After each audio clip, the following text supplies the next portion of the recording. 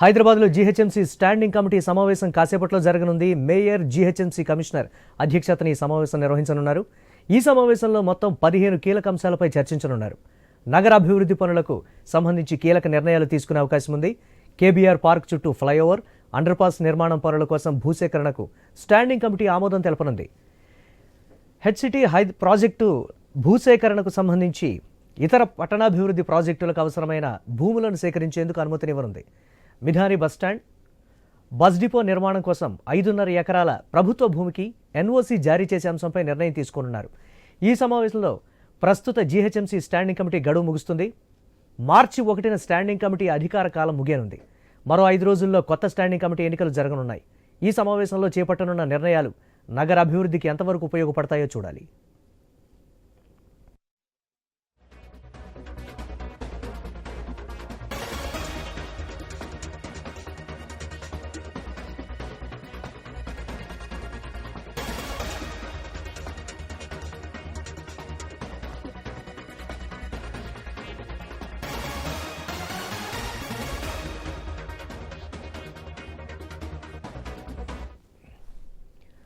హైదరాబాద్లో GHMC standing committee సమావేశం కాసేపట్లో జరగనుంది. మేయర్, జీహెచ్ఎంసీ కమిషనర్ అధ్యక్షతన ఈ సమావేశం నిర్వహించనున్నారు.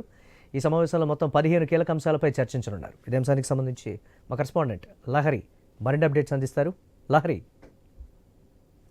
మురళి, మరి కాసేపట్లో జీహెచ్ఎంసీలో స్టాండింగ్ కమిటీ సమావేశం జరగబోతుంది. ఈ సమావేశం కూడా ఇటు మేయర్ గద్వాల విజయలక్ష్మితో పాటు కమిషనర్ ఎలంబర్తి అధ్యక్షతన అయితే ఈ సమావేశం నిర్వహించబడుతుంది. అలాగే ఎవరైతే స్టాండింగ్ కమిటీలో ఉంటారో ఇటు బీఆర్ఎస్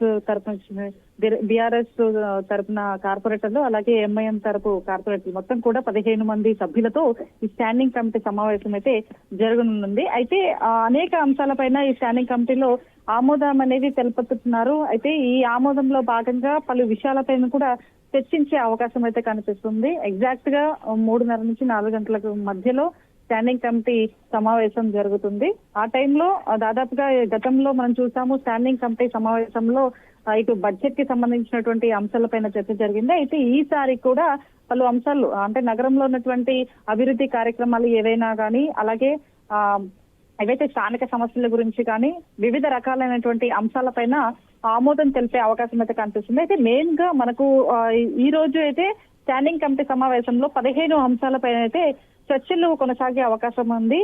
ఈ ఫస్ట్ అయితే హెచ్సిటీ కింద అయితే ఇటు KBR park, cancer hospital junction వద్ద అయితే ఇప్పటికే 30 మీటర్లు, 36 అలాగే 66 మీటర్ల వెడల్పుతో రోడ్డు విస్తరణ, అలాగే మల్టీ లెవెల్ ఫ్లైఓవర్ నిర్మాణం కోసం అయితే ఇప్పటికే 18 అంతస్తుల సేకరణకైతే ప్రభుత్వ అనుమతి కోసం ఇటు కార్పొరేషన్ ద్వారా కూడా సిఫార్సులు చేస్తూ కూడా ఇప్పటికే కమిటీ ఆమోదం తెలపడం జరిగింది. ఈ కమిటీ ఆమోదం పైన ఈ రోజు చర్చలు కొనసాగే అవకాశం. అలాగే ఇప్పటికే చూసుకోవచ్చు, సేలింగపల్లి జోను, యూసఫ్గూడ సర్కిల్, బోరబండంలో ఉన్నటువంటి స్లమ్ ఏరియా ఏదైతే ఉందో అక్కడ నిరుద్యోగ యువతలు ఏదైతే ఉంటారో నిరుపేద మహిళలకు సిఎస్ఆర్ కింద అయితే ఇప్పటికే లైట్ హౌస్ కమ్యూనిటీ ఫౌండేషన్ వారి సొంత నిధులతో centre for skilling and livelihood programme ద్వారా అయితే శిక్షలు నిర్వహించుటకు 1 సంవత్సర కాలం పాటు కూడా ఇప్పటికే బోరబండ జీహెచ్ఎంసీ కమ్యూనిటీ హాల్ అయితే స్వాధీనం చేయుటకు అనుమతిస్తూ కూడా సంబంధిత ఏజెన్సీతో సేలింగపల్లి జోనల్ కమిషనర్ ఎంఓయూ చేయటం కూడా ఇప్పటికే కమిటీకి ఆమోదం తెలిపే అవకాశం అయితే కనిపిస్తుంది. సో మొత్తం 15 అంశాలపైన ఈ రోజు